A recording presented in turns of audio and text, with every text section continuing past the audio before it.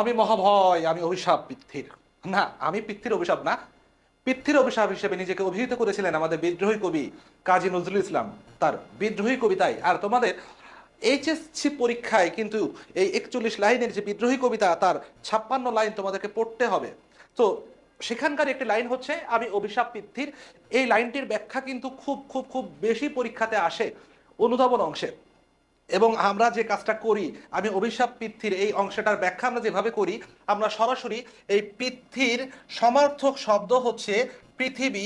তো আমরা ব্যাখ্যাটা করি, কবি নিজেকে পৃথিবীর অভিশাপ হিসেবে অভিহিত করেছেন। না ভাইয়া, বিদ্রোহী কবিতার ব্যাখ্যা এতটাও সহজ না, এত সহজ সরলভাবে কিন্তু বিদ্রোহী কবিতার ব্যাখ্যা করা যাবে না। এখানে কিন্তু অনেক বেশি পুরাণের ব্যবহার রয়েছে, মানে পৌরাণিক কাহিনী, পৌরাণিক চরিত্রের অনেক বেশি ব্যবহার রয়েছে। তাই আমাকে যদি বিদ্রোহী কবিতা ব্যাখ্যা করতে হয়, তাহলে এই পৌরাণিক দৃষ্টিভঙ্গি থেকেই, পৌরাণিক দৃষ্টিকোণ থেকেই কিন্তু বিদ্রোহী কবিতার ব্যাখ্যা করতে হবে। এটার কোনো বিকল্প নেই। আর এই কবিতাটা পড়ার সময় বা এই কবিতার প্রশ্নের অ্যান্সার করার সময় আমার মাথায় যে জিনিসটা রাখতে হবে, সেটা হচ্ছে কাজী নজরুল ইসলাম আসলে বিদ্রোহী কবিতায় চেয়েছেন ব্রিটিশদের এই যে বিশ্ব ব্যবস্থা, অর্থাৎ সাদা মানুষ, ব্রিটিশ ইউরোপিয়ানদের যে বিশ্ব ব্যবস্থা, তাদের যে কলোনিয়াল সিস্টেম, তাদের যে প্রভুত্ব, এই বিশ্ব ব্যবস্থাকে ভেঙে সম্পূর্ণ শোষণ মুক্ত, বর্ণবাদ মুক্ত, বৈষম্য মুক্ত একটা নতুন বিশ্ব ব্যবস্থা কায়েম করতে তিনি চেয়েছেন। আর এই প্রেক্ষাপটে তিনি বলেছেন আমি অভিশাপ পৃথ্বীর। তো কথা হলো, উনি পৃথ্বীর অভিশাপ নিজেকে বললেন কেন?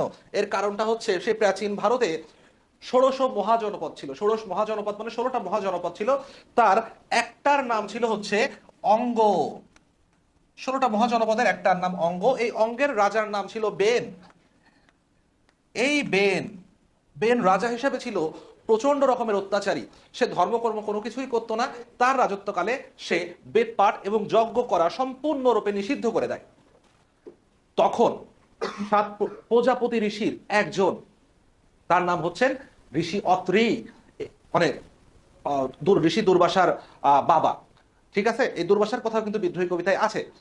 অনসুয়ার হাজবেন্ড, সেই ঋষি অত্রির নির্দেশে অন্যান্য ঋষিরা এই বেনকে হত্যা করে। এই বেনকে হত্যা করার পরে ঋষিরা বেনের ডান হাত, খেয়াল করো কিন্তু ডান হাত, ডান হাত মর্দন করতে থাকলে সেইখান থেকে একটা ফর্সা রঙের, মানে সাদা রঙের ফর্সা একটা যুবকের জন্ম হয়।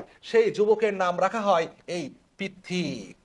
দেখো, ডান হাত থেকে জন্ম হলো একজন যুবকের, আর সেই যুবকের নাম রাখা হলো পৃথ্বী। এরপর ঋষির নির্দেশে, অর্থাৎ অত্রির নির্দেশে ঋষিরা বেনের, মানে বেনের মৃতদেহের বাম পা, বাম উরু যখন পেষণ করতে থাকে, তখন সেখান থেকে আর একটা যুবকের জন্ম হয়। এবার দেখো, বাম পা থেকে হলো, আগেরটা ডান হাত থেকে হয়েছিল, হাত তাও ডান হাত, এবার পা, সেটা আবার উরু, বাম উরু থেকে যে যুবকটা জন্ম হলো, আগেরটা ছিল ফর্সা, এবার হলো কালো। এর নাম রাখা হলো নিশীথ। এর নাম রাখা হলো নিশীথ। আর এখান থেকেই মনে করা হয় নিষাদ বংশের উৎপত্তি হয়েছে। এটা কিন্তু আমার মন গড়া কাহিনী না, এটা হচ্ছে হরিবংশ পুরাণের কাহিনী অনুসারে এটা বলা হচ্ছে। আমি যেটা বলছি এগুলো হরিবংশ পুরাণের কাহিনী অনুসারে বলা হচ্ছে। আচ্ছা, হরিবংশ পুরাণে কিন্তু এই কথাগুলো আছে। তাহলে কি নিষিদ্ধ থেকে কে আসলো? নিষিদ্ধ থেকে নিষাদ জাতির উৎপত্তি, অর্থাৎ কালো জাতি। আমরা নেগ্রিটো জাতি বংশ যেগুলোকে বলি, আমাদের পূর্বপুরুষ অষ্টিক জাতি বংশ, এই কালো মানুষের উৎপত্তি হলো কোথা থেকে? বেনের বাম উরু থেকে। উরু সেটাও আবার বাম উরু।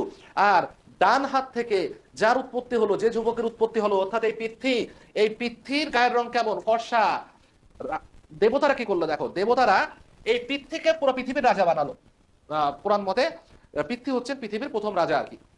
তো এই দেবতারা পৃথ্বীকে বানাইলো পৃথিবীর প্রথম রাজা। কি একটা বৈষম্যের গন্ধ পাচ্ছ না? সাদা মানুষটাকে কিন্তু রাজা বানানো হলো, যার উৎপত্তি হয়েছে ডান হাত থেকে। আর কালো মানুষটাকে, তাকে কিন্তু রাজা বানানো হয়নি, অর্থাৎ যার উৎপত্তি বাম পা থাকে। অর্থাৎ এইখানে কিন্তু কালো মানুষদেরকে একরকম অবমাননা করা হলো। আমরা কিন্তু এই বর্তমান বিশ্ব ব্যবস্থায় বা নজরুলের সময় যে কলোনিয়াল পিরিয়ড ছিল, সেই সময়ও কিন্তু আমরা হোয়াইট সুপ্রিমেসি দেখতে পাচ্ছি, অর্থাৎ শ্বেতাঙ্গদের আধিপত্য, তাদের প্রভুত্ব, শ্বেতাঙ্গদের প্রভুত্ব আমরা দেখতে পাচ্ছি। তারা পৃথিবীটাকে কলোনি বানায় রাখছিল জায়গায় জায়গায়, যে এই এশিয়াতে, আফ্রিকাতে তাদের কলোনি বানায় রাখছিল। অর্থাৎ এই পৃথিবী ছিল, এই পৃথিবী হচ্ছে সাদা মানুষদের পৃথিবী, বর্ণবাদী পৃথিবী, আর কালো মানুষরা হচ্ছে তাদের গোলাম। আমাদের কবি নজরুল আসলে এই বর্ণবাদী বিশ্ব ব্যবস্থাটাকে ভেঙে ফেলে বর্ণবাদ মুক্ত, বৈষম্য মুক্ত একটি সাম্যবাদী বিশ্ব ব্যবস্থা গড়ে তুলতে চেয়েছেন। আর এই বর্ণবাদী বিশ্ব ব্যবস্থার জন্ম কোথা থেকে? এই যে হোয়াইট সুপ্রিমেসি, এই হোয়াইট সুপ্রিমেসির জন্ম কোথা থেকে? এই পৃথ্বী থেকে। এই যে সাদা মানুষটাকে রাজা বানানো হলো, তাই না? তার গোড়াটা তো রয়ে গেছে এই পৃথ্বীর কাছে। তাই তিনি নিজেকে অভিহিত করছেন, আমাদের কবি নজরুল নিজেকে অভিহিত করছেন পৃথ্বীর অভিশাপ হিসেবে।